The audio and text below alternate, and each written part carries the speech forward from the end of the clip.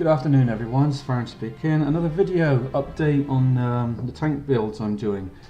Last video I'd done was on the Tamiya Nashorn, and a lot has changed since the last video.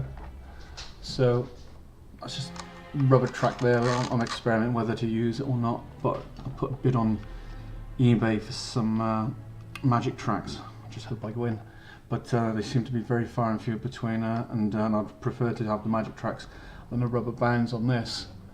So that's how far I've got with that at the moment. I've put a wash on everything. I just basically got to clean off the tops and top of the barrel, because the barrel to me looks a bit too dark. But I mean, she elevates up and down and twists left to right. That's pretty much it. That's on the interior, and I haven't done any chipping on it yet. I kind of done things ass backwards. I forgot to put the decals on. I just got so carried away with the wash, and I just left it. So that's my own fault. But well, that's just finished drying off with the enamel wash. What I've been working on since, you probably see over here, is the Dragon Stug. My dog's gone mad. Someone at the neighbour's door. Anyway, I basically had this kit in my stash, which is that one there, Stug III F, and you get a little bonus crew loading the ammunition. But I might use those figures for a different kit. But this is just basically a standalone kit that I wanted to paint in dark yellow. So this is the build. As far as the build review goes, yeah, some really nasty gaps along there. Same for the other side as well. But that, as far as filling went on that, and a little bit on the back here as well. The photo etch. It's very sunny here today. I'm sorry. On these aerial beds, yeah, went together quite easy enough. I lost one piece on this side. Carpet monsters had that. Not a lot I can do about that. This here just went together. This one went together a lot better, even though I lost a piece. But they are tricky. I can remember watching one of Adam Mann's build reviews that he'd done on one of his Stugs, and he had the same problem with these. I mean, it's stuck at the end of the day, and it's hopefully laying down in the right place. I closed up all the hatches. I can't see any point having them open because there's no interior, so there's no point having that all, you know, all showing, because it just looked dull. Fenders have been sub-assembled for both sides, as you can see there, and they just click in quite nicely. Left side of the magic track's done. Oh god, got another break. It's the only thing about the magic tracks, sometimes they break.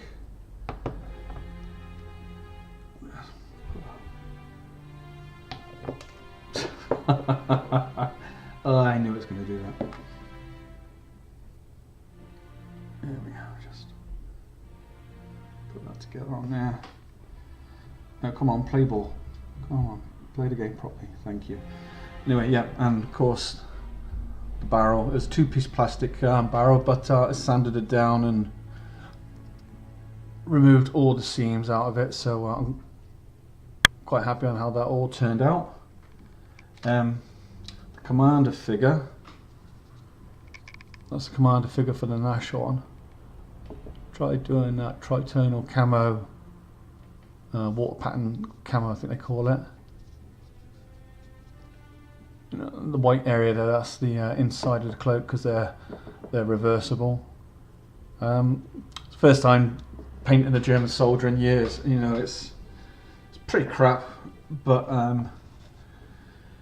like all things, practice makes perfect.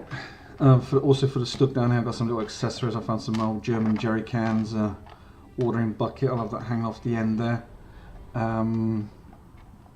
Yeah, that's pretty much it. The kit itself, it goes together very easily. I built this up in 3 days. Okay, because I just got the right hand side of the magic tracks to do, and that's it. The build's complete, but they'll be going on last.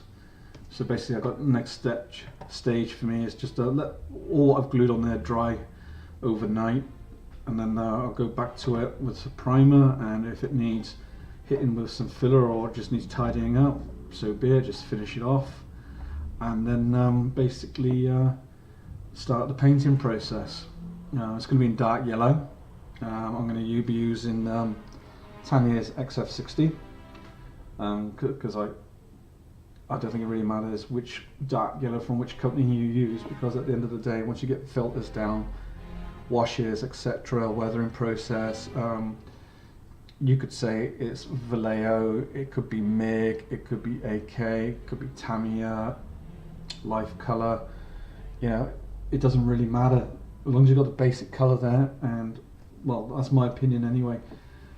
But yeah, this been a very good experience building this, actually, because I haven't been building scale model tanks for a good couple of years, and I must admit I'd miss it, and I found the Warhammer was getting really monotonous, boring. I always tend to find myself actually just painting the same kind all the time, and the colours that I was painting all the time was red. So I'm going to bang Warhammer on the head for a while. I just want to carry on with these little stocky fellas here. The Stugs are really nice. I would really like to get one of the smart kits, which has got the like the full interior. You can just like lift off the lid and see both the radio stacks each side, and you've got the crew and the gun breech and everything.